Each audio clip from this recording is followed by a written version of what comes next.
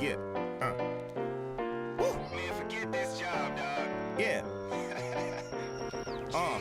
Working this graveyard shift, I hate it. 6 in the morning, I'm off, I made it. When I get home, I'ma make this clear. First thing I'ma drink is a Rainier beer.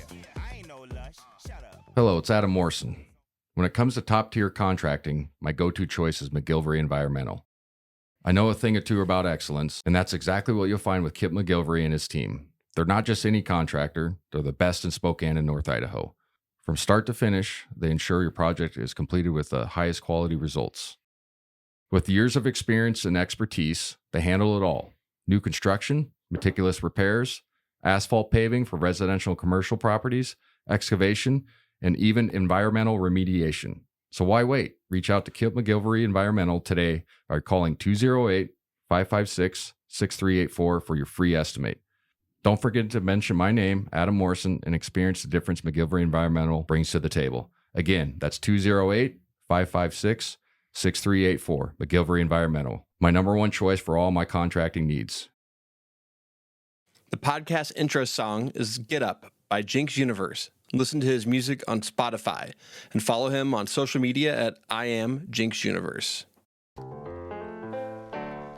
Yeah. Man, forget this job, dog. Yeah. Working this graveyard shift, I hate it. 6 in the morning, I'm off, I made it. When I get home, I'ma make this clear. First Welcome to The thing I'ma Perimeter, drink is a Season 4, Rainier Episode beer. 16, presented by McGillivray Environmental, sponsored by Idaho Central Credit Union. Got a kind of interesting episode. First time we've lost back-to-back in a while. Conference games as well, that is, WCC games. We got a special announcement at the end of the episode. It's going to be a cool deal for our fan interaction, so stay tuned if you're just listening all the way to the end. First overtime loss in Oregon State. Haven't played there in 34 years. And then a home loss against Santa Clara, who beat us last year at their place. But, I mean, it's 2 losses in I don't know how long, 5, 6, 7 years or whatever. And McCarthy counting last year with LMU, right? Yeah, you know I what I mean, mean? I think it's been a long time. Maybe 10 years. In conference play, yeah, it's been 10 years. 10 years.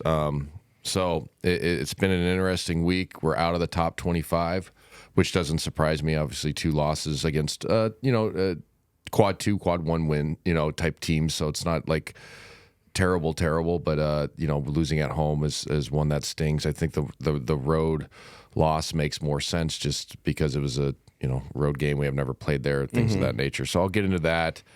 We got to talk about Nolan Hickman's playing really good the last 3 games. We're kind of saying that because sometimes I think he gets flack for no reason, right? Just unfair flack. He's actually shooting the ball really well and playing within himself. And then we'll talk about Sabonis getting his number honored on Saturday. It was kind of, it sucked that they lost, but I had a talk with him on our broadcast during the game, which is great. He's awesome. And then he was kind enough to, take a picture with my son and stuff. And he's just always been a class act and good dude. And so it was nice to see him. It's nice to see guys, after their careers. And, when you know them before, and especially fans will understand this too, when you see guys come back, how they, just turn into young men, you know what I mean? Like families and just grown men, you know what I mean? You're like, oh, it's all right. You know what I mean? And then it makes you feel older too, though. You're like, fuck. Of course, right. It's getting worse and worse, man. You know what I mean? Now they're like, now I view them truly as like kids. You know what I mean? It's like, I used to look them at as peers, and I'm like, now they're kids, man. Like, you're still young. I'm like, turning 40 will do that too. Yeah, no, exactly. Being 40 is like, oh God. So, first game. Okay, so we got to talk about Oregon State. Traditionally, Oregon State in the last, with exception in the last 5 years of that one Elite Eight run, hasn't been very good. I like Wayne Tinkle, but he's got Northwest ties.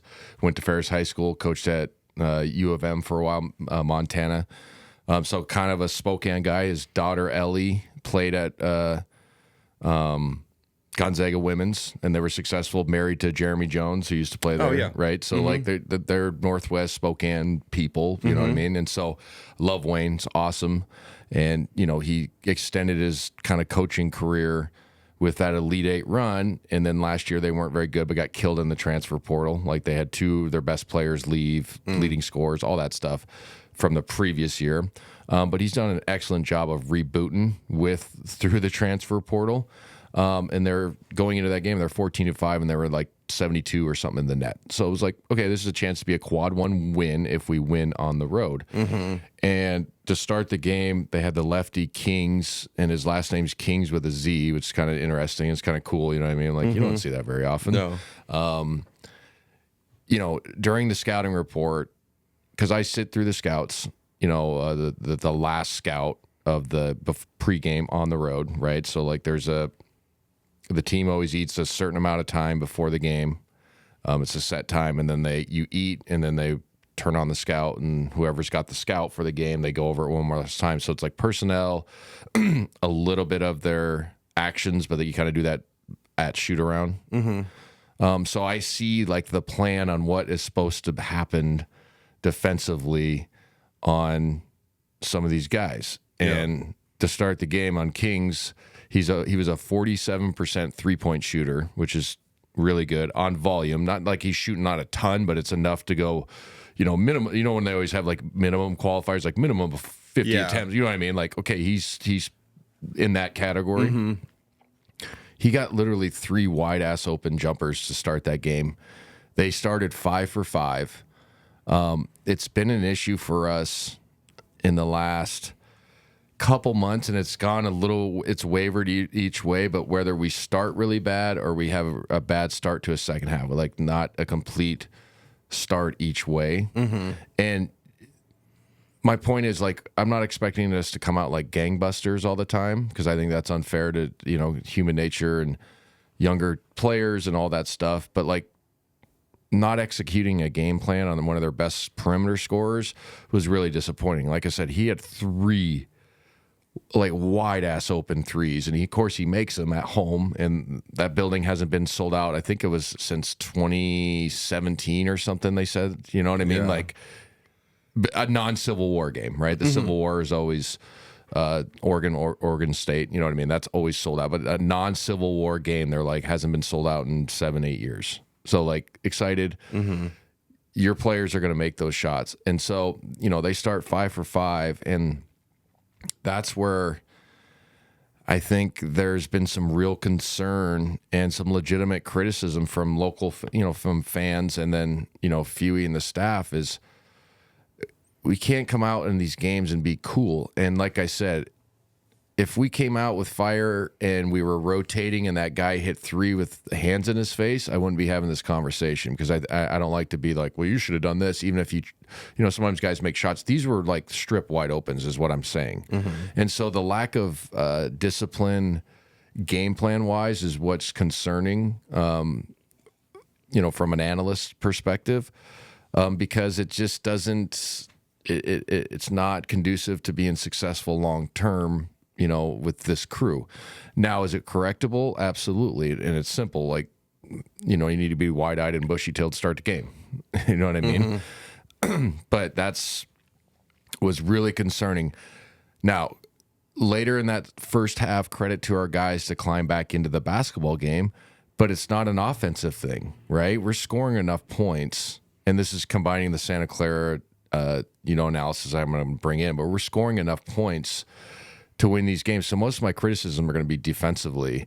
And I think our schemes are fine, but I think just that the lack of like understanding, either caring about the scouting report or comprehending the scouting report, because the scouting report is a pro level scout.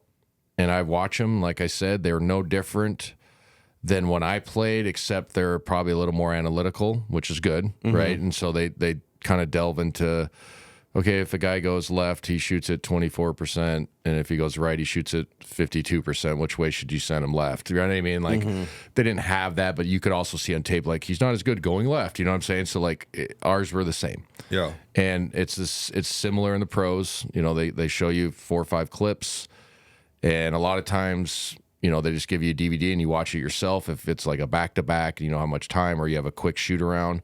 Or then, you know, obviously in the league, you play each other 4 or 5 times. So like the third time, like, hey, remember, you know what I mean? Like, you kind of figure out how to get through stuff and still understand what the defensive plan is. Absolutely. And so I don't buy into the, like, how do I say this the right way? The not excuse, but like, well, they can't understand. It's too difficult, or it's too it's over their pay grade or whatever. Like it's pro level. It's like, no, if you want to play at the next level or play at this level, high level Division I, and you're getting paid, you got to understand the scouting report. And so we go into that first half just down 1, and it was kind of like, all right, deep breath, holy shit.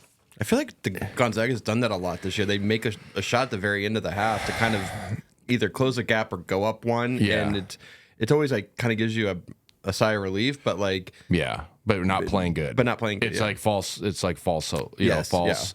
Yeah. And you're referencing the Caleb Battle hits a 3. Yeah. He was 1 for 6. That was his only make from 3. It's still at 9 points, but 2 for 8 overall in that first half. So it was just really, curious to see how we navigated defensively. But like I mentioned, Nate Kings, who was averaging, I think 12.5, my memory serves, was 6 for 6, 3 from downtown, made both free throws, had 17 points in the first half. So he's already over his averages. And now if he had 10 and, he averaged 12, he'd be like, well, he's almost right there. And like, no, he was cooking. And my point was, like, he literally got 3 wide ass open threes. And one of them was a late break where they threw ahead and he like just walked into like a workout shot. We didn't even like rotate over. And I was killing the guys on the air, but I was like, I think it was after he made 2 in a row.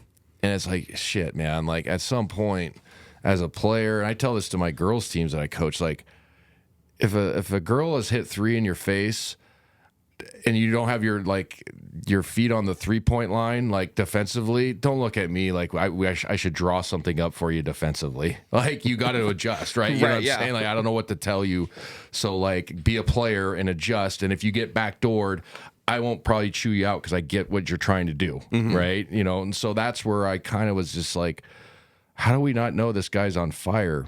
And again, if he was scoring with hands in his face and, relative defensive pressure, and he was having a night like that, like the old Vera kid for Pepperdine in the second half, like we were hands in his face every single time he was just hitting shots. Like, cool, man. I wouldn't be killing him. Yeah. But this is literally like, okay, he's a lefty. A couple times he like ripped and went left. And you're like, he's fucking left-handed. Force him into your help. Yeah. So that's where I think it was frustrating, just the lack of understanding, this is a road game. Anytime other teams play the Zags, it's going to be like their Super Bowl in this conference, even though Oregon State's from the Pac-12. Like, obviously, you know what I mean?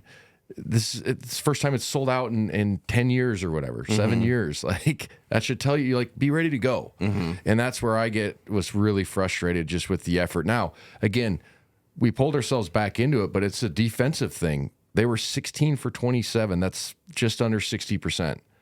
3 for 8 from downtown, 38%. That's not crazy, but they go 11 for 13 from the free throw line. And we could talk about officiating. We didn't get some calls. There's some calls later in the second half I'll talk about. But they were more aggressive. The more aggressive team always gets the calls. The home team usually always gets the calls. And so, like, I didn't think, like, in the first half the officiating was biased. Right. Just like, okay. So, it's tough to sit here and be like, it's fine. They made mistakes. And it's like, I don't have very much patience as an analyst and a former Zag, and I'm speaking from like what a coach would say, is like the lack of like ready to go at the start of the game. It doesn't compute to me, honestly. Like I've always been a part of the thing. Like we're probably a little too out of control at the start. Like we need to calm down. Like our nerves as a group needs to calm down. We need to slow down. I'd rather have that than like, come on, fellas. And because you look up and it's 11-2 or whatever it was, and you're just like, fuck, this is an NCAA tournament game. Like, who knows if we can make a run to come back? Then you start getting tight, right? Or West Coast Conference tournament game, right? Yeah. I mean, shit. Like, let's just be honest here. So that's where I think it was fascinating to see a team shoot 60%, and us kind of stay in the game, but you're like, how are we only down one? And like, also you're like, all right. In my mind, I was like, okay, if we just hold them to 45% in the second, and counterbalance, so like we'll make our run and we'll win by 6 or 7 and get the hell out of here and have a good quad 1 win. Like, heck yeah. First half, Graham was good, 4 for 6, had 8 points. Nemhard was 2 for 4, had 8 points. Nolan Hickman was terrific, 3 for 4 from downtown, 9 points. I mentioned Battle didn't shoot it well, but he still got the 9. Stromer made a 3, he had 5, and then Braden Huff was 1 for 3, he had 2 points. So overall, we were 16 to 34, 47%. It's not bad. Really shot it well, which is a good sign. I got to give some credit. 7 of 15 in that first half, and down 1.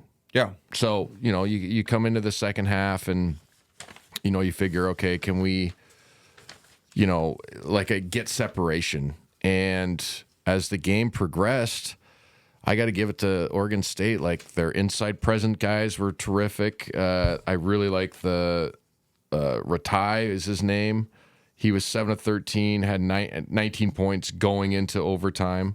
The Falah kid from Iran was terrific. He had 16 points, kind of an old school. It looked like he couldn't dunk, and I'm not even trying to be funny, but like he literally had no lift, but it was all like angles and pump fake, like an old school player. Like, yeah. And his story was great. He was from Iran. Huddy told it. It was from Iran. Went to southern Utah somehow, and then how many years ago did we? How we pulled our embassy for a couple years ago or something like that. Yeah, something like that. So he couldn't get a fucking passport for a while and was like stuck there. Wow. And somehow figured it out to get back to the States, and then Wayne Tinkle saw him like on watching film on somebody else, was like, hey, let's go get this kid, and they got him. You know what I mean? I love stories like that. Awesome. Yeah, I love story. That's why, college sports and just in general is terrific. Like, you meet people from all different cultures, and then, it's nothing against Iran, but like, what a great opportunity to like get an education, then maybe like not go back and you know what I mean? Like, become an American citizen, all that stuff's great. He was terrific. I mentioned Nate Kings. He had 17 in the first half. He only had 3 in the second going into overtime, 20 points. But we did a better job. I got to give credit. But it was like, all right, now he's hot. Now he's over his averages. Now we finally figure it out. We're up, what were we up? 6 with 6 minutes to go. And we have 0 field goals in like 4.5, 5 minutes. Okay, so then we get down 3, and that's where I think we have to start understanding late game who gets the ball and who doesn't. Yeah. Because we had, I think, in that stretch, if my memory serves, there was like 1 or 2 either not shot clock violations, but basically we had to throw it up at the end. You know what I mean? Right. But like not great possessions offensively. And so I think late in the games, I think a fair question is, where does the ball go? What action should we run? And I think that is a little bit on some of the guys just not taking opportunities late in games. And I know it's easier said than done, because I was a guy that took a lot of late game shots and didn't really care, but you kind of have to have that mindset. Yeah. That where you're going to miss some, but let's get a good shot on goal in the bonus, right? And so, like, instead of like waiting for the perfect opportunity, like sometimes you just got to rip and take a 17-footer with a hand in your face, but it's a good shot and we got rebound position. You know what I mean? Like, that's what you're going to get. And we just didn't take any of those. And so, I think Graham was terrific at the end of that game. He was 9 of 14 overall, his 24 points. Ben Gregg was terrific. 15 points, 10 rebounds. This is end of regulation, not end of overtime, going into overtime.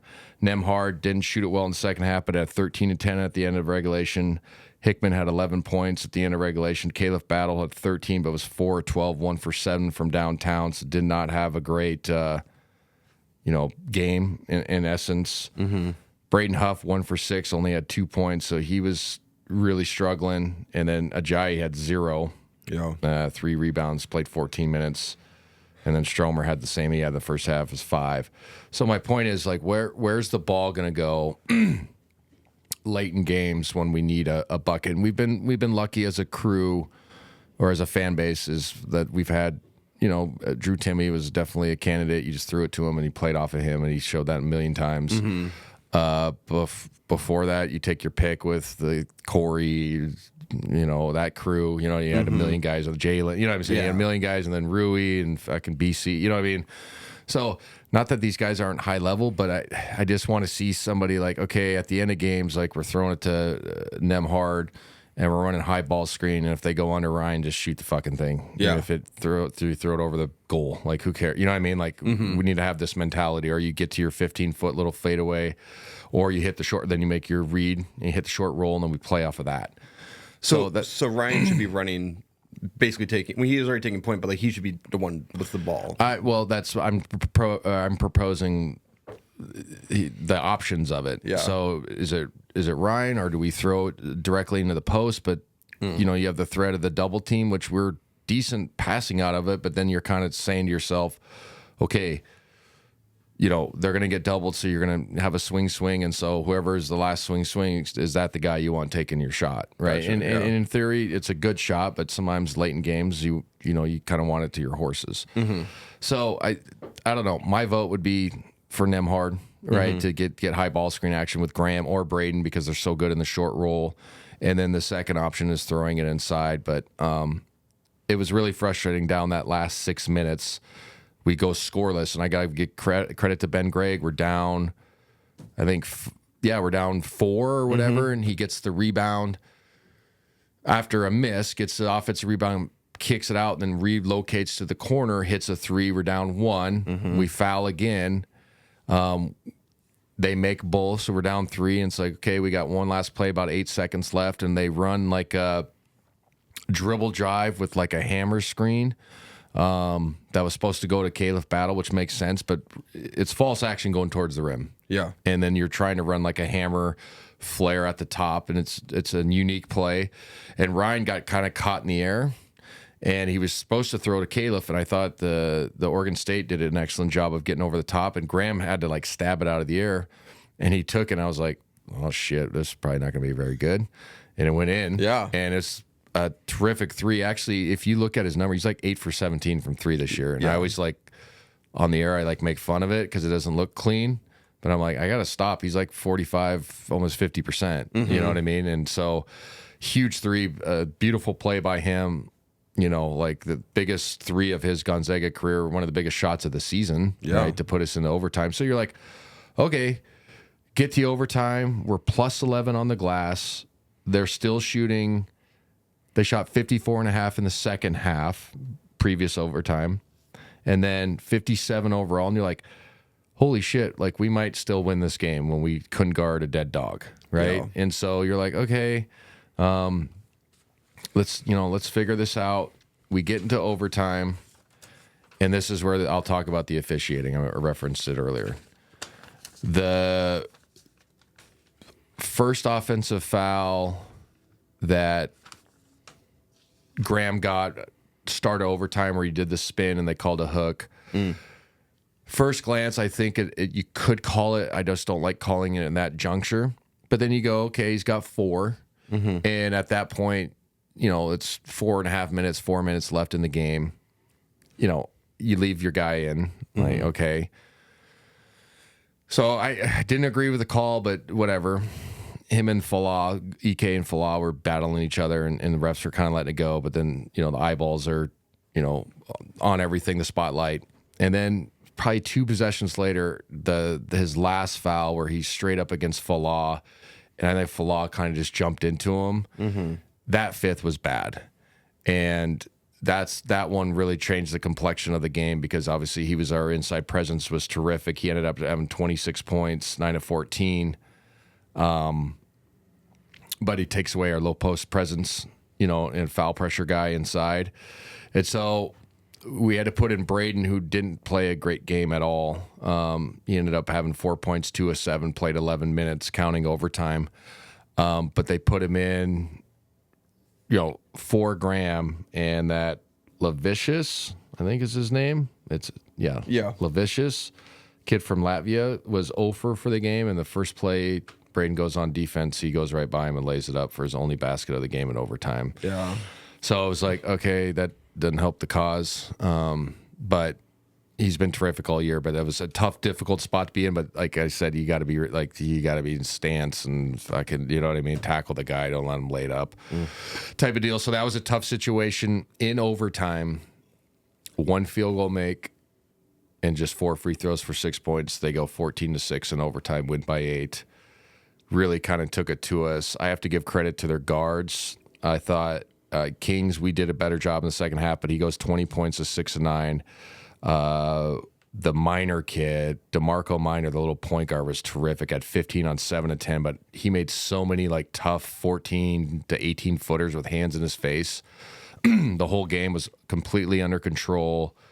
Kind of an old school guard, not a great, 3-point shooter, didn't take a lot, but like get downhill, make the defense get disorganized, then make the right read. Great defensively, did a good job on Nembhard. Nembhard had a good game, but they were battling back and forth. Well, Nembhard was 3 of 10. He still had 13 and 10, but didn't shoot it well, obviously. And yeah, I mean, it was one of those where it's our 3rd overtime loss this season. And, it's easy for me to sit and point fingers, but there's obviously glaring things that need to improve for us to, have a year that people want and they want. Plus 13 on the glass is good. 19 assists, only 12 turnovers is not bad. They only go 11 assists, 9 turnovers. So, that part is fair. We go 30 of 72, so that's 41%. 9 of 25, 36.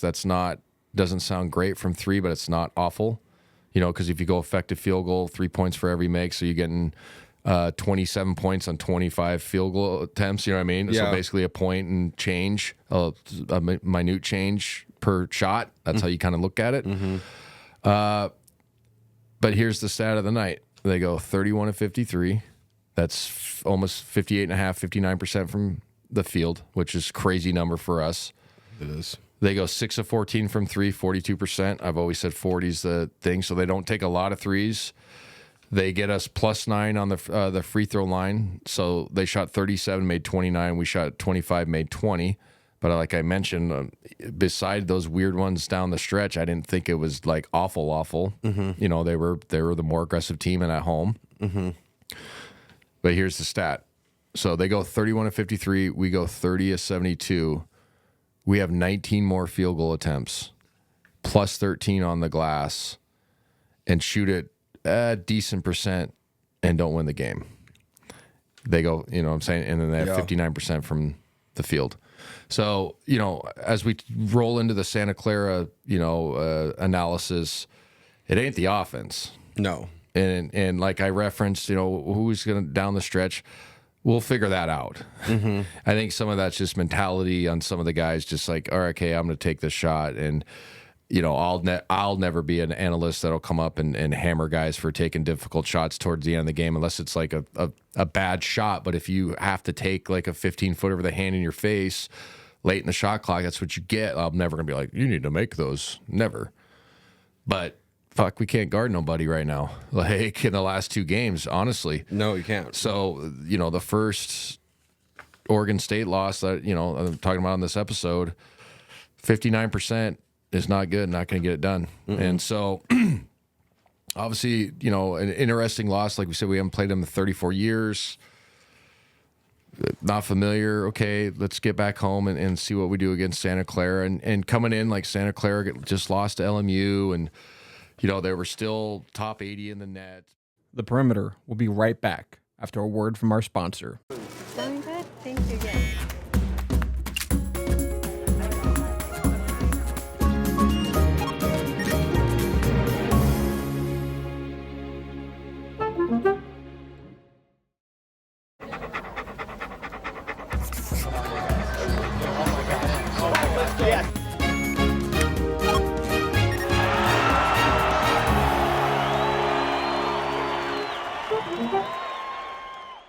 Santa Clara and coming in, like Santa Clara just lost to LMU, and they were still top 80 in the net, but you're like, okay, they're probably a little bit down, and so let's get back on the horse and all the cliches you want to use. And I thought to start the game, we were decent defensively, But again, it's not like do you get the sense that the guys are coming out and like super excited to play at home? And I hate doing this, but it's almost like I'm getting to the point where I'm like, are you guys like pumped and ready to go? Or are you just waiting for the game to kind of like tiptoe around for you and then land in your lap and be like, yeah, we had a great game. Like, you know what I'm saying? Yeah. Like, and I say that not trying to be a hater, but at some point, like you got to be like kind of like revved up and ready to go. And that's where I'm starting to wonder, is it that, or is it they just, they assume that, the other teams are just going to kind of lie down? Cause like, again, against Santa Clara, like we weren't like super pumped up and ready to go. You know what I mean? Yeah, like, I know. It's just kind of like they're out there. And again, you're not going to come out and just, I'm not saying you have to come out and blow teams out, but I want to see like guys like cussing and pumping their chest and all that stuff. Like I really do. And I want to see them like gesture into the kennel club when they make a play. You know what I mean? Like that's where I'm just like, is it too cool for school thing? Is it the culture thing? Is it, we assume that it says Gonzaga, so like Santa Clara is just gonna be like, well, we made the trip up, let's just turn right back around. You know what I'm saying? Yeah. That's where I'm just kind of like starting to be puzzled a little bit, because again, they start the game and we're not like ready to go, in my opinion. I don't like Santa Clara. The scout for them was 42% of their total field goal attempts were threes. Wow. So like, Yeah. guard the fucking line. I mean, it's pretty simple. And we did an okay job of that in the first half. They go 6 of 21, but they have 39 total field goal attempts. So they're over there, like that's what they do. They're going to shoot a ton of threes. And we let the kid, Tyree, have 18 in the first half. He makes 2, but he had some strip wide opens, and it's again, it's like the Kings thing. Like out on the perimeter, there's got to be somebody defensively that takes a little bit of I guess pride into it. And again, you're not going to shut anybody out, but there's some mistakes that we make that I know just playing the game and watching right away, that it's like, oh, that wasn't the right coverage on that stagger. Like that's not what I guarantee Few didn't have them going under and removed. Nope.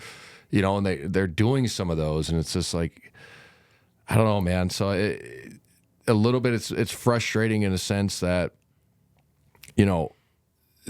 we don't seem as connected early in games as we should be. Are these guys like, am I trying to say that they're not going to play hard and they don't care? Absolutely not. But I think there needs to be a little bit more focus on the start of games, and especially the defensive coverages. Now, if you get beat on a weird play where you get clipped or you trip, I mean, I'm being honest, or a second half and you're fatigued a little bit and you go the wrong way on a coverage, I'm never going to come up here and be like, you dumbass. But the start of games, it's like, shit, man, the defensively has to get better. Yeah. And it's just the reality of it, right? I mean, I don't know. It's just the truth. And so, we go up 1 in 45 to 44, and it was an interesting stat. We were 0 for on the year from being down at half, and then we scored late, and it was like, well, maybe that's yeah. I mean, I just think because Huddy has great stats, and our studio guy always feeds them in our ear and stuff just to make the listening better, right? And because we got to tell a story, obviously you can't see it. So it was like, oh, we were 0 for 4 or whatever, trailing at half, and then we score. It's like, all right, maybe we're gonna win, right? Yeah. So our guys did a good job of staying in the game. But my point is, when you play some of these lesser teams, and I don't mean lesser in a sense that they don't have a chance to be in the NIT, NCAA tournament, but teams that your personnel better than, and historically, okay, that's just, I'm just talking reality here, and it's not a knock on anybody's program. You have to take away belief, and I talk about it all the time. When I played at Gonzaga, they always talked about send the teams to the beach in late February and March. And what that meant was there's half of these teams are fucking ready to go and just pack it up and but if you let them in the game, they're like, hey, maybe we can get a win against Gonzaga at the end of the year, you know what I mean? And feel somewhat good about ourselves. Or you could be like, no, you guys don't belong on the court with us. And they'll be like, yeah, fuck this. You know what I mean? Like Manhattan Beach is 20 minutes away. Let's just get out of this and go take my girlfriend there tomorrow, and we're good. You know what I mean? So I think not some of our guys, but just the team mentality needs to change a little bit of being kind of the hunter instead of just a non-biased observer or whatever out there. Like, we'll hunt when it's easier, but we're not really pushing the pace or really attacking people defensively the way we should to start games. And so, like I said, we go down or we're up one at half, and you're like, okay, maybe Santa Clara will go away, and you can kind of, but, like I said, the scary part is Tyree is rolling. He's got 18 points. The other big, Tilly's got a good game going, 9 points as well. And then we got Cameron Tongue off the bench, played like 4 minutes and had 7 points, right? Like just off a hustle and things of that nature. So it was a little bit concerning, but you're like, okay, it's not like the Oregon State game where they come out 6 for 6 or 5 for 5 and Kings is going crazy. You know what I mean? So I'm like, okay. And then we just get in the second half and they just go kind of bonkers from 3. What did I say? 6 of 21? Yeah, 6 of 21 in the first. They finished the game 18 of 38. So that's 47%. 18 makes is insane. 12 of 17 in the second half. I got to give it up to Brian Tyree. Was terrific. He goes 13 and 21, 7 of 12 from 3. Had 18 in the first half, 35 total. So obviously 17 in the second. Added 7 rebounds as well. 4 assists, only 1 turnovers. Game of his life, was averaging like 9.5. Yeah, couldn't miss.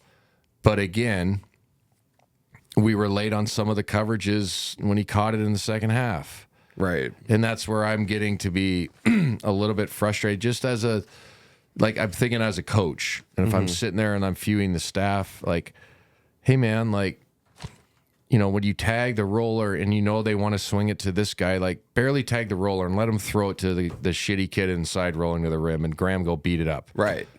Yeah. Instead of, like getting buried and then be like, oh, crap, here's the guy that's got 30 right now, and I'm going to be late on a catch, and he's playing the game of his life, and none of these guys have ever won in McCarthy ever, yeah. So you're like, that's where I'm getting like really frustrated. Obviously, you can hear it in my tone, you can hear it in my criticism, just some errors down the stretch, and it's not scheme and it's not coaching. I'm saying that 100%, unbiased. Fewey's been great, all those guys. It ain't the scheme. It's the kind of the want to a little bit. We tried a 2-1-2. We tried a switching defense late down the stretch. We pressed late with Ajayi, who was terrific in that stretch to get back in the game, because we were down. I think we were down 13 with like 7.5 minutes to go, and I was like on the air. I'm like, we're still like coasting around. Like, holy shit! Like, we better make like a 6-0 run here to get back into this, so we're not like tight. And to our credit, our guys like kind of battled back in that situation, but we were down 8-9, and we just full court like AU pressed them, like just man to man, like sprinting around. And I got to give credit to Ajayi, who didn't play a ton of minutes until then. He just flew around and caused havoc. Maybe that's something that we do during the course of these games. Just like, okay, we're going to press you for like 2.5 minutes, maybe 4 possessions, straight man, like AU. Yeah, just mix it up. And just mix it up and go crazy, and maybe we get a turnover out of it, or we, make you speed up and take a bad shot that's like a turnover, and we get the rebound and go. But yeah, it was Adama Ball, who was their transfer from Arizona last year, was averaging like 16 or something like that. He had 2 in the first half. He goes for 18 in the second, 7 of 15. So we let him get going. Yeah. Then the Tilly kid I mentioned, Christoph Tilly, the big, goes 7 of 9, gives them 17. And then that Cameron Tongue kid averages literally like 2 points, gave him 11 points in less than 9 minutes. Jeez. And they shoot 53% overall. They score 103 to 99. And it's not the losses, because I will never be the guy that just comes up here and just like, well, when I played, we went undefeated 2 years in West Coast Conference. It's a different league. It's a better league. Yeah. It's a better league. But giving up 103 and then whatever we gave up against Oregon State, like close to 100 twice, basically, it is not going to cut it. And we're better defensively and personnel-wise. We have the athletes. That's where my criticism is going to continue to, grow.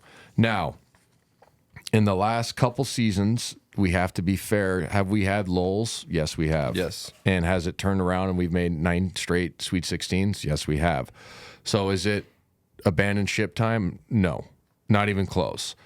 But do we have room for error? Not really. No. Right? Yeah. So that's the other part. And we still got to play the kind of the meat of the WCC. So obviously got to play Oregon State again, obviously Santa Clara, but 2 San Francisco's who's playing really well this year. And then obviously 2 St. Mary's games and Wazoo down there. Yep. So the room for error is obviously less. And is there a chance to still win the WCC? Absolutely. It's still early, but you got to make sure, in my opinion, you get in that top 2. So you only play that. I've talked about it in the previous seasons. Yes. You don't play that Saturday game or whatever. You play, the quarterfinal game, the West Coast Conference. You only have to play 2. You play semi and then final, and that just helps out RPI wise, and it's just obvious, right? You want that first round bye. So I don't know. I think focus needs to be there to start games. I mean, Graham Ike was terrific. He had 21 and 5, but got a technical late. Really lost his mind. Yeah. Fewey is not a fan of technical fouls. I'm just guessing here, and I don't know this for sure, but my gut is telling me that maybe against Portland there might be a lineup change of some sort. I'm just saying, after 2 losses, I don't know what that means, but if I was a betting man on, is there going to be a different starting lineup? I probably would say yes, just to either send a message or give somebody else an opportunity to start better. So look for that if you're listening and you're going to watch the Portland game, that there's a shakeup somehow. Ben Gregg was terrific, and he's played really good this season. Yeah. We got to give him credit. He goes 13 and 8, 5 of 5 from the field, 5 assists as well, no turnovers. Nemhard was terrific, 16 points, 15 assists, was efficient, 5 of 8 from the field. Nolan Hickman, we references at the start of the show, 9 of 15, 6 of 10 from downtown, 24 points, was absolutely terrific. Caleb Battle, bad game, 0 for 4, 0 points, 1 rebound, and just under 20 minutes. He's had a tough stretch. He's been terrific for us in the non-conference, but kind of, tallied off. He's a talented kid. I think he's 8 for 30 in his last 3 or 4. He'll get it back, but him struggling has obviously not helped us. And it's not his, I'm trying to say it's not his fault. It's the defense. We're talking defense is our overall issue. Braden Huff, a good bounce back game, had 16 in 10 minutes, goes 7 of 12. Stromer struggled, 1 for 5 from 3, only 3 points in 26 minutes. Jai, great energy, gave us 6 points, made 6 free throws. I loved his energy. It got us back into that basketball game. Overall, we shoot 54%. That's good enough to win. They shoot 54%. We mentioned their 18 made threes. We go 10 for 28, so that's, not bad as well from 3. Considering 36%, but just the defense in the second half, we gave up 59 points, and we let that Tyree kid go crazy. So, career high for him, and I mean, they started 7 for 7 from the 3-point line in the second half. It was just, it kind of just had vibes of just that team was. They were possessed. Yeah. But but it also comes down to defense, right? Yeah, well, and also too, you take it's like I always use the baseball analogy to Huddy always agrees, so I assume I'm right, because he does baseball. But in baseball, if, your top of your lineup starts hitting and everybody starts feeling good, you know what I mean? It's the same thing, the belief. Yeah. They start hitting them and these are Division I basketball players, and this is on a top 80 net team. If they can get open and feel good and start having the belief, hey, we can win in this place. We beat them at our place last year. Then those shots start going in. But that's for me. It's fellas, run them off the line. That's where I think we have to have a little bit better basketball IQ as a group. It's not anything that the staff is going to do. Like you have to figure it out on your own on the floor. You're going to get instructions, but like it's playing, right? And so, you know, because I know sometimes fans are like, well, why did you do this? I'm like, well, we went to a zone because they couldn't fucking stop anybody. Yeah. You know what I mean? So that's why he did that. Like, just you have to try. So, like I said, it's not Katie bar the door, but it's also like, well, the margin of error is smaller now. And will we have opportunities still to get quad 1, quad 2? Yes, which is great for this. Thank you for the league, right? Yeah. So we could string a lot of these together, hopefully, and then still be like, hey, you know, let's just assume, you know, we're getting in the NCAA tournament. We could still be like, hey, we're 6-5, quad 1, quad 2, or whatever, 7-4, or whatever. Yeah. We should be a 5 or a 4 seed. You know what I mean? So that's definitely still a possibility. Of the 11 games left that we have, 7 of them are quad 1, quad 2s. Yeah, that's a great number. And 4 of them are quad 1s. Yeah. And then obviously can change, but I mean, none of these teams are going to be pushovers for the rest of the season. I know. Exactly. Portland is probably... That's the one. Yeah. Yeah, exactly. No, that's a very good stat, and it's interesting, you know, as a fan, you know, we got to talk about this because remember when we first started the show and then probably season 2, fuck, the games are so boring. It's always a 35-point blowout. What the fuck? Yeah. You know, now it's like, well, what do you want? Yeah. Right? And so it's great that our league's better, and it's, you know, we're obviously moving the Pac-12. I laugh too because, you know, one of the guys, Aaron, comes up from the WCC, and he's a great dude, and we always talk girls hoops. He has a daughter who's a high-level player, like super high level, like, you know, Power 5, good. So we always talk girls hoops, and he came and watched Addie play, and blah, blah, blah. So, you know, the WCC is still, like, for us to leave, they get all the money that we get for the next 2 years as part of our buyout or whatever. Oh, okay. So I'm always sitting there, and I need to ask Aaron this. He won't give me the real answer, but I'll talk about this. Like, so when he's sitting there watching, is he like happy that Santa Clara beat us because we're leaving the league? Like, yeah, fuck you guys. But then also like, you want us to do good because you get the $1 million or whatever the NCAA tournament gives us for winning a tournament game. Right. So I'm always like, is the West Coast Conference like, stick it to them, but go far in the tournament? You know what I mean? Like it's interesting. It is interesting because they do. That's part of our buyout. Yeah. But anyway, I mean, like when we lost the Oregon State game, the first thing I wrote down was like, get ready for Pac-12. But and then we lost to Santa Clara, and I was like, I mean, this is really a good look at what the future is to hold for Gonzaga when we move to the Pac-12. Well, I don't think it's it's like I said, Katie bar the door, but it's as far as futures, like there's not as many bye games basically. They're just not, and there won't be. And I think it's better for the program, it's better for our fan base, it's better for everything. And again, I don't subscribe to the because they play in the West Coast Conference, they don't win in March. We've gone to 9 straight Sweet 16s, 2 Final Fours in the last decade. That doesn't make sense to me. So, and I'll talk about that later. But I just never understood that. Like, well, if they played in the Big 12, so like, let's go 9-9 in the Big 12 and get an 8 seed. That would Any of your teams make it to the Final Four doing that? No. Right. You get what I'm saying? So I just never understood that. Just like, dude, we've been to 9 Sweet 16s in a row. Like, what do you mean we don't win in March? Right. I just, anyway. Yeah. So yeah, it'll be curious coming down the stretch. Obviously, you have Portland coming up. I don't even want to talk about them. It's boring. But then we have the stretch with San Francisco's and the St. Mary's, and then obviously Oregon State again at home, and then Washington State down there is going to be an interesting one.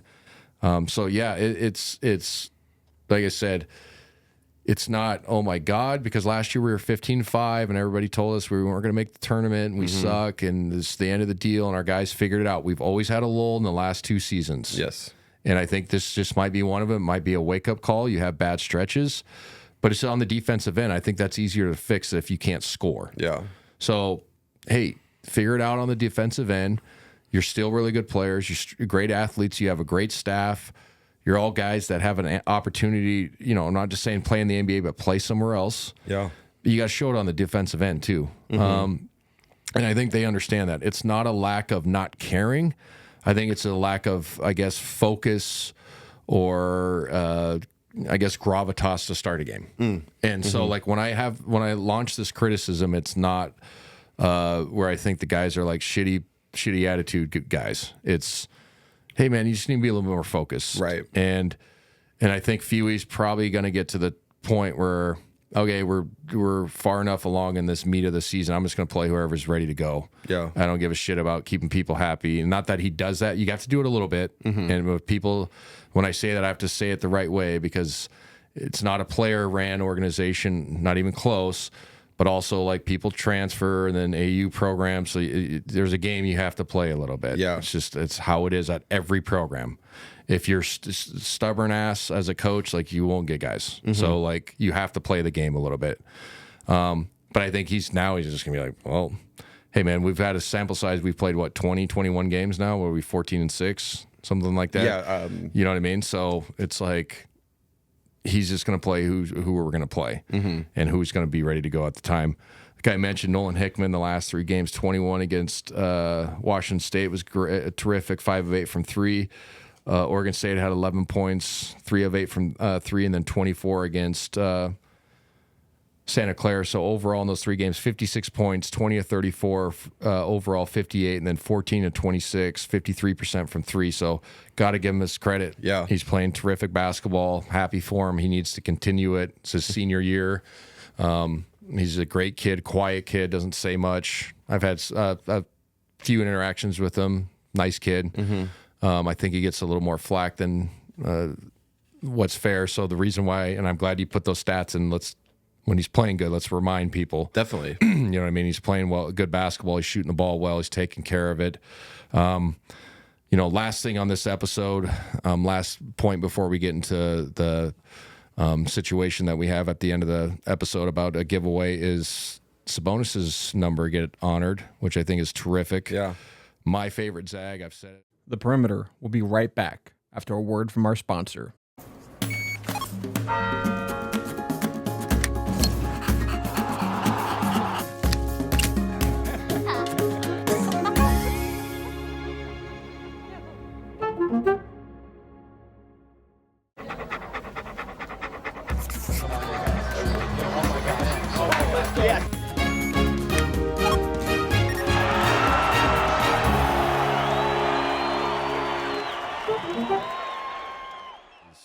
Sabonis's number get honored, which I think is terrific. Yeah. My favorite Zag, I've said it a million times on the broadcast. I don't know if I've said it on previous seasons. I probably have.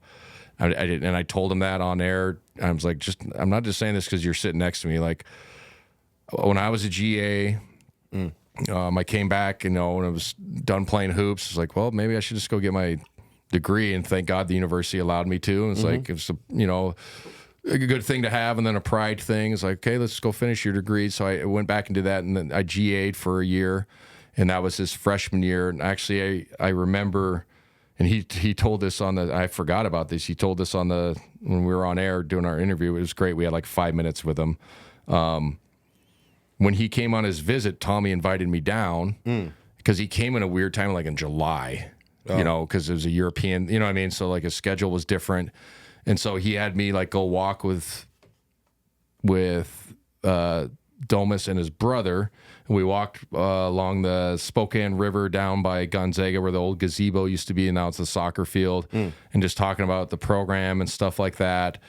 Then I just remember like, oh, your dad's Arvydas Sabonis. You're not as tall as him. You know what I mean? In my head, I didn't say it, So, and I remember Tommy being like, dude, if we get this kid, like, he's really fucking good. Like, he's a little bit raw. He's like, we need this one. And so I was like, yeah, I'll come down and help and say what up. And so he ended up coming here, obviously. Yeah. And I remember, I think it was like the first week I was helping out coaching. And we have this drill called Olympic drill. It's basically 3-on-2 continuous. It's kind of a fun warm-up drill. And you usually do it once or twice a week, and everybody loves it. Yeah. I've done it with my girls' teams. We just call it Olympic drill. It's fun. And if the thing is, it's continuous 3-on-2, and if you get the rebound, make or miss, you stay in the drill, then you go 3-on-2 the next way. So it's obviously a 3-on-2 fast break drill, working on advantage, but it's also like shot goes up, offense, defense, whoever gets it, even if it goes in the net, you stay in the drill. So like people are like, I got 5 in a row. It's kind of a hustle drill. It's fun. And he got one where he got the offensive rebound. It's only one shot. So he like stabbed it with his left hand. Instead of outletting, you can just take it middle and the two guys just go out wide. And he got like a long rebound. I don't know who he did it to. He behind the back somebody and then like Euroed and like left hand dunked it. Oh, wow. By himself. You know how you can palm it too? Yeah. Uh-huh. And I remember just like looking at Alex Hernandez, he was coaching too. I was like, that's different. Like, holy shit. You know what I mean? He's like barely spoke English. Well, he spoke good enough English, but it was a little bit, more broken than it is polished now. Yeah. And then after that, it was like, he just played his ass off all the time. He like had played with passion. I love guys that play with emotion, passion, yelling, screaming. I remember his freshman year, if people, listening, remember how many times you go over guys' back and like it was always the fresh, like you hear the groan from the crowd, but it was like a good groan. It was like, God, that guy plays so hard, but just stop like fouling. But like, don't take away that spark. You know what I mean? Like you're like, okay, it's like, you have a really good like racehorse. Like you don't want to run into the wall, but you want to get him like right against it. You know what I mean? Like, so he just great dude. Always working to improve. He like just kicked the shit out of people. I love guys that just like get personal, like make stuff up in their head. He was one of those guys that make stuff up and be like, that guy hates people from Lithuania or something. He just he's one of those guys. I love that shit. Like he probably hates them. You know what I mean? Like and so he would just go and kick the shit out of people, and had a terrific career here. He had that game. Huddy always tells a story. I wasn't on staff anymore. I just did my 1 year, obviously got my degree, where he played Jakob Pertl, who plays still in the league, great player, but it was for Utah. And it was March. And it was, if you looked at the draft boards, Jakob Pertl was like a for sure lottery pick, and Domus was like a 15 to 22. Yeah. And Domus like literally kicked the shit out of him. Like where it was like 22 and 18 or something, just like I'm going to kick your ass, and he did, and then he was like drafted like 8th. You know what I mean? Like so, he was one of those guys that just was awesome to be around. Cultured dude. I talked to him about. I used to go to Milford's all the time. That was my favorite restaurant. Yeah. And before it closed, I can't remember the chef's name. He was awesome. He'd always come out and be like, yeah, Domus was just here. And I'd like, yeah, cool, man. But like nobody knew, like they would serve him like wine when he was like 19 because he was a European. But like he was like, I think his mom was a chef or like a restaurant owner. Okay. And Domus, obviously his dad was Arvidas, so they grew up well-to-do. Right. And so like he wanted to go there, not just because the food, like he wanted to like be back home. And so they'd serve him in the back room and like let him have wine and serve him like a normal like European style dinner. Like so I think it's unique for a college kid. That's awesome. Yeah, this is awesome. And I told him that, and he turned red. I'm like, dude, they're not in business. We're not in trouble. Who cares? You know what I mean? But like they served you a couple glasses of wine. You know what I mean? Like paired with your meal, it's the right thing to do. Yeah. So yeah, awesome dude. It's well deserved. Curious who they're going to have up next. That's where it's going to get debatable because it's myself, Kelly, obviously Courtney on the girls' side. I wonder if they'll have another girl up there. Anyway, John, obviously Frank, and then Dick Howe, and then Domus. So like this is where it gets to the weird, not weird, but the debate gets stronger. Yeah. Turioff. I've said that, and I've made my voice heard on that, and I'll say it again. I think Roney kind of started the whole European wave. I know there was Axel Dench and those guys before, but Roney was like the first NBA guy. Yeah. And then you can go into then you start asking, okay, like Shimmy's close, and then you start going like, well, what about Kevin Pangos? Because if you look at overall. And then there's a case for like Josh Perkins because of the assist deal. Definitely. Right. And to me, it's like because Fewey's mentioned other guys. You know, obviously I have a say, but not a big say. But like they're gonna ask me, who do you think of the? And I'm always like, well, if a guy only plays for 2 years, I'm like, does that? But then you're also like, if you're Nigel Williams-Goss, you kind of took the program, you got us to the first Final Four. You know what I'm saying? You kind of, you know, elevated us. You know, every guy's kind of elevated in their own way, the program. So I'm like, he's definitely in consideration, but then you're also like, he only played 2 years, but then you're also like, he got to the first fucking Final Four. Yeah. So what the hell? You know what I mean? So that's what I mean when it gets weird. There's so many good players, but then also you don't want to put everybody up there. It's got to have some prestige to it too. Definitely. That's part of it. Your point with Roney was always, I mean, he kind of kicked off the international. He did. Yeah. And that's what I said to him. Like when we were first talking, because when they first asked me, when they first started doing it, we were on a flight down to, we were going to Vegas for WCC Media Day, and Fewey borrowed one of the boosters' jets. He's like, Huddy and Mo, do you want to come with us? Like, hell yeah, let's go down and then fly back. Like, it was, you know, just in like a true PJ. Like, it was awesome. A private jet. Like, like cool. A real one. So it was cool. And then he brought it up. He's like, well, you know, we're going to start doing this. Obviously, you're going to be first. I was like, flatter. Was like, awesome, man. And he's like, well, who do you think we should do next? And I was like, well, okay, obviously, there's some easy ones. Dan's easy. I go, you know, and then I'm like, Kelly. I go, Kelly's easy. And then obviously, like Courtney's going to be up there on the girls' side. Yeah. You know what I mean? Like she's, you know, like an all-timer. She's probably going to be a WNBA Hall of Famer too. Yeah. So, but then that's when we had the conversation of certain guys. And I laughed. I go, I'm glad mine's going up there and I don't have to fucking worry about it, because there's going to be some hurt feelings. And not in a bad way, but there's some guys, Matt Santangelo. Yeah. Played there 4 years, went to Elite 8, Sweet 16 forever in our modern history, was the all-time assist leader when it wasn't as, you know, the recording of an assist was a little bit different than it is now. Do you get what I'm saying? Yeah. So, like, does Matt have an opportunity to get up there? Definitely. Yeah.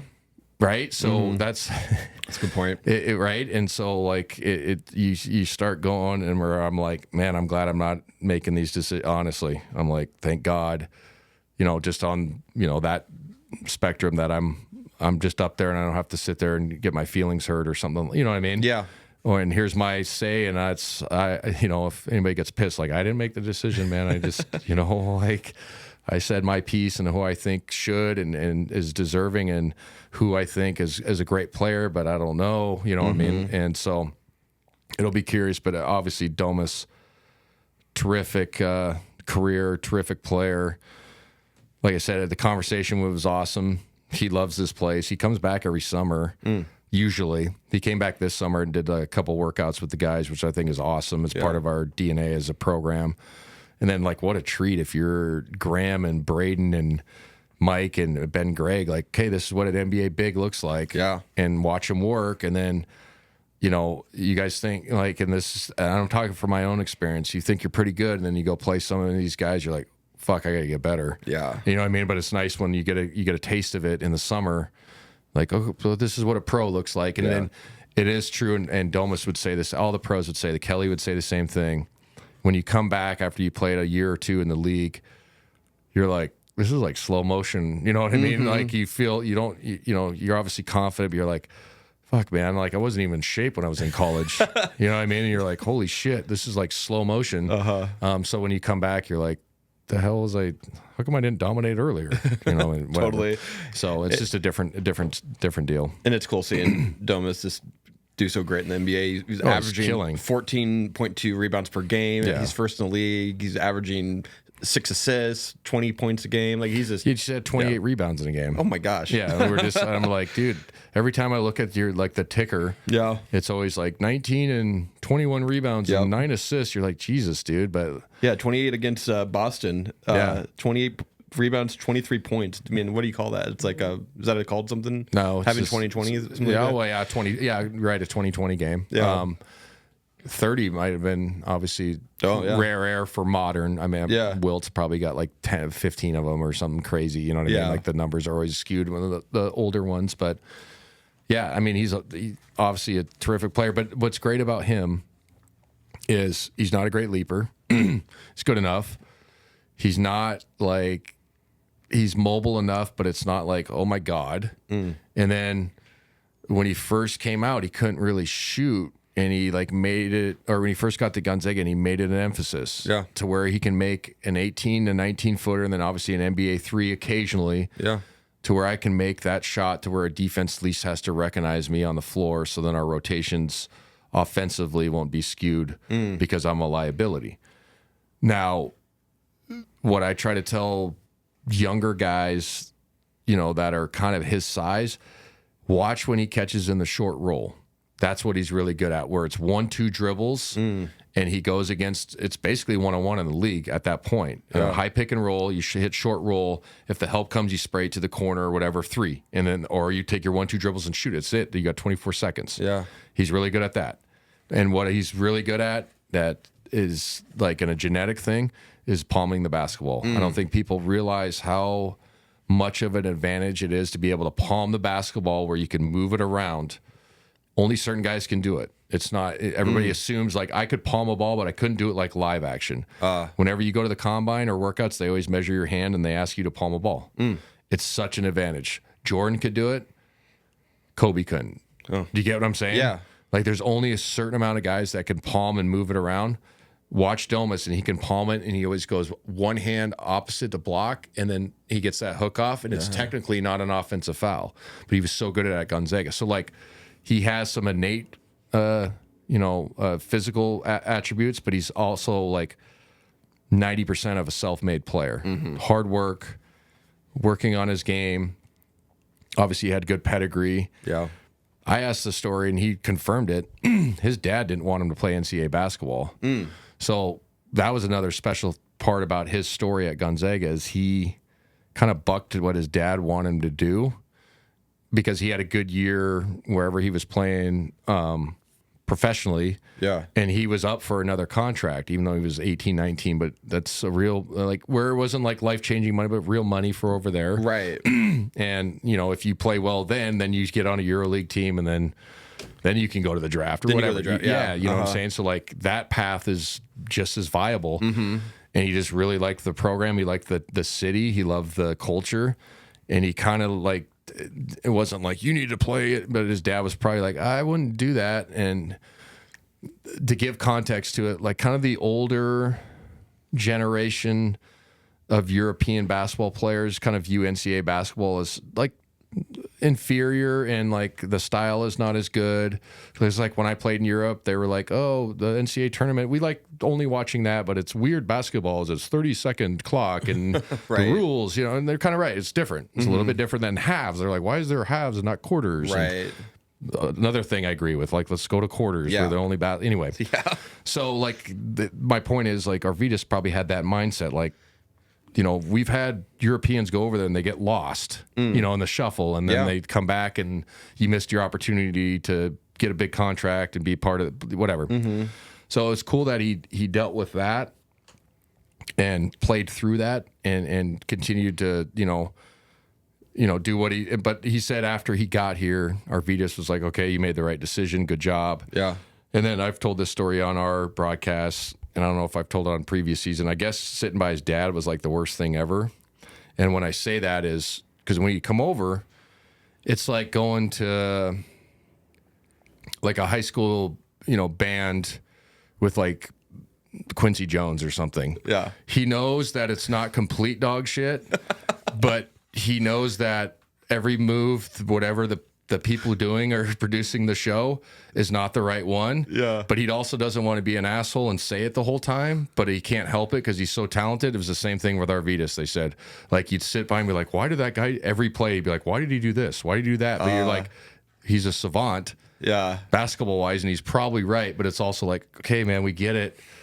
You know what I mean? And so it's you interesting. know, so like I told him that, and he started chuckling. He's like, yeah, and I get it. Like if I go to, like, when I watch Addy play at meet, I sit in the corner because I don't want to sound like a jerk when I'm like, what, you know, what are you doing? What are you doing? And then when somebody else that, you know, one of our team is like, what the fuck was that? You know what I mean? Like, I sit away from everybody just so I'm just like, all the girls are great. They are, but I'm like, you don't want to think I'm an asshole. Right. So it was funny. He laughed about that too, but obviously great career, man. Like I said, he was my favorite one to cover, watch, be around. Just how hard he played. And then I love self-made players, man. Everybody has some genetic deal to kind of help you out, but I love guys that are kind of like under the radar a little bit and then make themselves Corey Kispert's in that category. You know what I mean? Where they're just kind of like, hey, man, I'm going to put in so much time and so much effort that I'm going to make myself a good player. And then when they get rewarded on the backside of it, it's really cool. And he's a perfect Zag. Passion. I mean, watching the highlight tape, you just forget all the dunks and him screaming at dudes and flexing and shit. I love that shit. Like, I do too, that was all like, yes, man. Like, so like coaching him that one year, like, or one of my friends, like, what do you say to him? I'm like, I literally the whole year I talked to him a little bit, like, don't foul. That's all I had to say to him. Like everything else is fine. Like just don't foul. Yeah. Like don't reach over somebody's back. Like they won the battle. Just turn around and run the other end. You know what I mean? That's all you had to say to him. So he played hard, played the right way, European pass, all that stuff.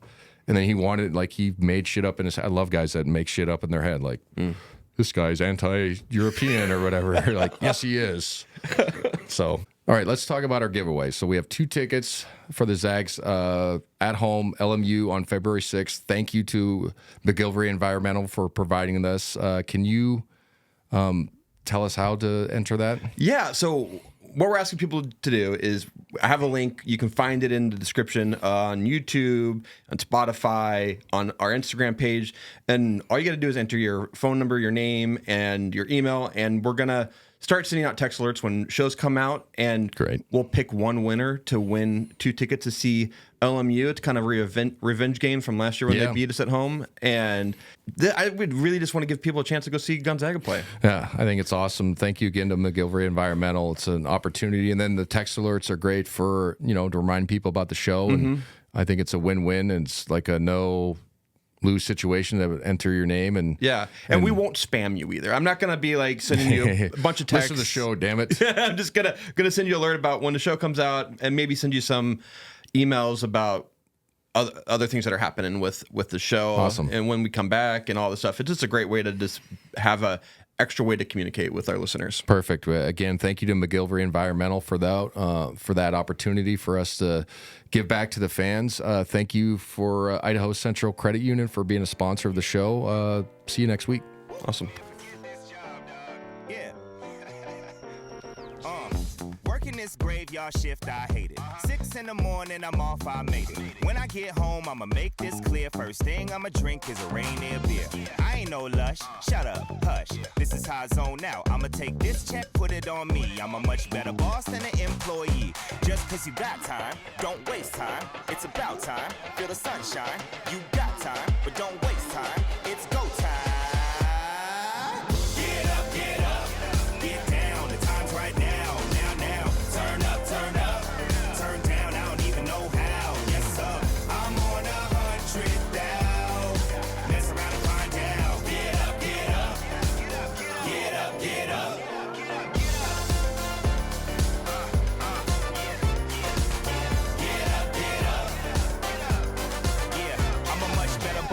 Employee, I'ma employ me, cause I go OD on a BEAT. I'm a young OG, been killing these raps since 03. So when a supervisor told The podcast intro song is Get Up by Jinx Universe. Listen to his music on Spotify and follow him on social media at I am Jinx Universe.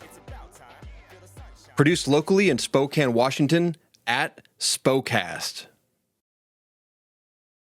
The Perimeter will be right back after a word from our sponsor.